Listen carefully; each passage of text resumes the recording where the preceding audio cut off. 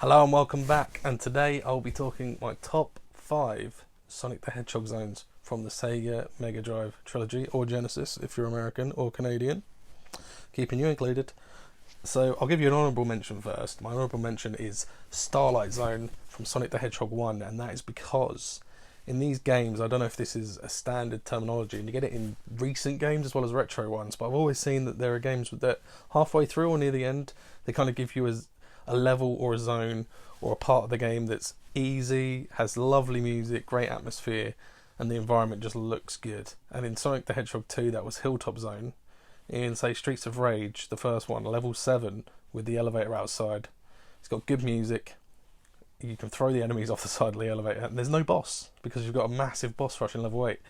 But Starlight Zone was that part of the game for me in Sonic the Hedgehog 1, so that's what I feel about that. But that just got an honourable mention. It just got mentioned, just didn't make the top 5. Sometimes people put honourable mentions just before they reveal first place, but I don't see the point in that because the honourable mentions didn't even make the list, so they should be right at the back of the list surely, but that's the way it goes. So number 5 is Metropolis Zone from Sonic the Hedgehog 2, and I'll tell you why right now. It's because the music is great, and that's going to be a recurring theme today. The music, they just got so much out of the sound chip for this console compared to other Mega Drive games, which just didn't really sound that great by today's standards. And Metropolis Zone, it was great in the way it just felt so unique, I thought. I mean, all the zones felt unique in Sonic the Hedgehog 2. They all had different enemies, they all had different music, different looks, but the vibe of Metropolis Zone, that music is amazing. And the way the zone looked was great. You had all this stuff going on, you had those nuts and bolts, you had those air pressure things that would spin you up like jumping, and then you had those actual elevator things in them as well, those electric ones that would just boost you around in a ball. But I felt that what hurt the zone for me, and why it only makes number 5, is the enemies.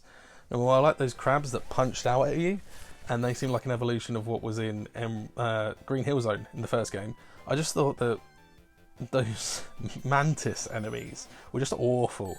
And along with the mantis enemies was the fact that this zone, I know it's later in the game, but as opposed to earlier zones, it really wanted you to platform more than speed, and that really kind of slowed down the pace of the game for me. And the fact that there were 3 acts, I just thought that part of the game, I kind of want to get on with it and I want to finish it. You know, it's going to be, especially the first time you play it, you just want to keep going and keep going. It's like, why is there a 3rd act now? Why have you suddenly changed the rules on me? And one thing I do like, though, that I haven't mentioned yet, is near the end of Act 2, when you have that bottomless pit. When I got that bit, I used to just fall down it for ages. That was absolutely brilliant. So that's Metropolis Zone. That's number 5. Now, the number 4 entry is Angel Island Zone, because I felt that it was just so different to Green Hill and Emerald Hill in how the game started.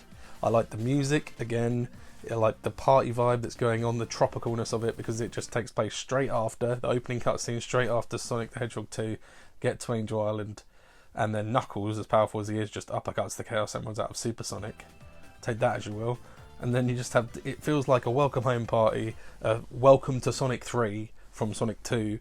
You're now in this game, and obviously heats up later on, no pun intended, when they set fire to the forest, or the jungle as it was. But I just thought it was different to the other 2 lush starts to the game that were just, it was just a bit more tropical and a bit more different. I know Mushroom Hill was different if you count Sonic and Knuckles separate for a second as a first zone, but Angel Island, you just can't go wrong.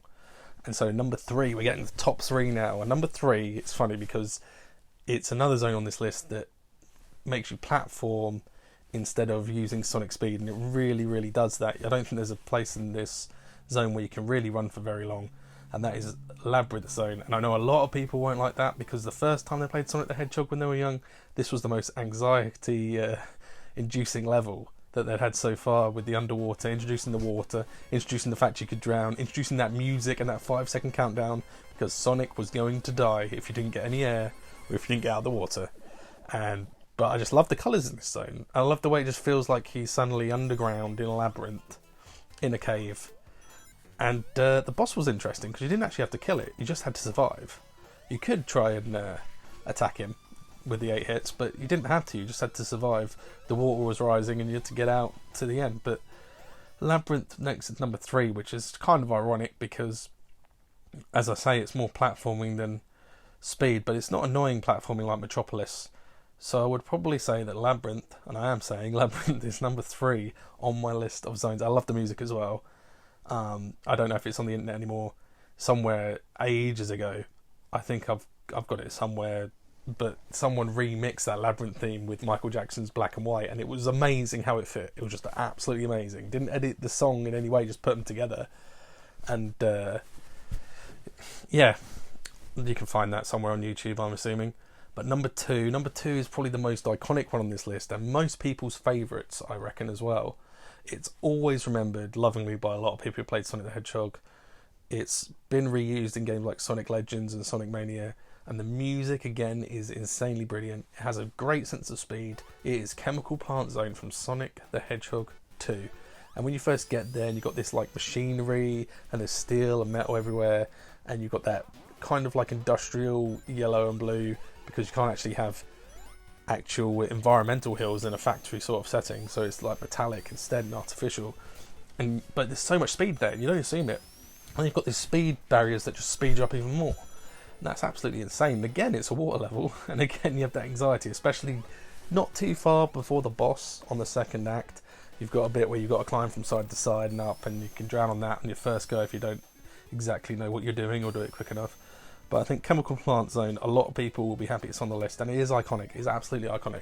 The music alone, again, I've mentioned the music. I love the music for all these entries today. I love the music all across the games anyway. Those games just used the sound properly on that console, and I think they still hold up today. But I'd have to say... Oh, before I say that, actually, I've got a memory from the boss on Chemical Plant. I never could do it when I was like 5 years old, when we first got the Mega Drive, and I used to get my sister or one of my brothers to do the boss for me sometimes. And but sometimes when they weren't around, sometimes I'd turn on the game on the Mega Drive and I'd play it, distinctly knowing that when I got to the boss at Chemical Plant Act 2, I'd just turn it off and play something else. And that sounds so sad, but till like 6 months later where I learned to do it myself. But at the time it was just so daunting to me. It's just something about the way he moves when the arm stretches out and he kind of pans around. It just, I don't know, it was like almost like bad stop motion in a way, and the floor's falling away. But it's actually quite a hard boss for a second act, second zone. Sorry, I think. But number 1, that's what you're here for. Number 1. Again, it's a water level. Again, the music is absolutely insane. And again, there is a lot of speed in this level, even though the start of the level starts off quite slow. And that's Hydro City from Sonic the Hedgehog 3. And I know a lot of people will say it's pronounced Hydrocity. And that's where we differ, because I think it's pronounced Hydro City. I'm saying Hydro City. So there we go. And it starts off quite slow. Then before you know it, there are platforming elements. And then suddenly you're just going through loops again, and you're going down water slides, and the music just sounds like something. Tell me if I'm wrong. It sounds perfect music to have in the background in a shopping centre or a shopping mall. It's just that kind of music. The music's great in that level, in both acts, because they have different music on Act 1 and Act 2 in Sonic 3, which is a great new feature as well. I just think that's the best. That's my favourite. The most enjoyment I get of playing any of that trilogy is Hydro City zone, if I had to just narrow it down to one zone. The boss in that zone isn't particularly great though, but I think the rest of the zone shines through. I think there's little graphical elements as well, like the water droplets that are falling down and they can fall on Sonic and splash. You've got those hand booster things. The water slides are insane on that. It doesn't seem like it's going to be a fast level, like there's going to be space and there's going to be room, and then suddenly there is, and you're just going through all sorts of things, and then suddenly it slows down for platforming. There's not really any anxiety-inducing moments, and I think that's partly because you can have the bubble shield in Sonic 3, which means you can breathe underwater anyway. But even without that, the underwater segments aren't so long that you're going to be struggling to get out. And even the deepest one, if you lose your momentum, there's a fast section. If you lose your momentum anyway, you're just going to hit a spring and you'll be out the water in no time. So it's just such an enjoyable level. And I don't know what your favourite zones are. You have to tell me below. Did I get any right? Did I get any wrong? Probably got more wrong than right in your opinions. Tell me your top 5 zones below. Tell me if you'd like me to talk any more about Sonic.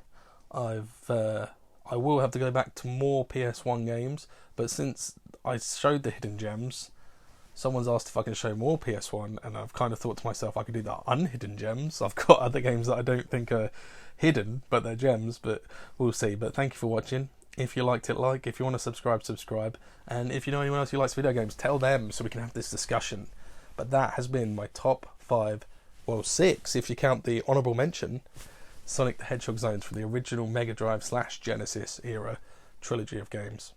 I will see you in the review, because for now, I'm gone.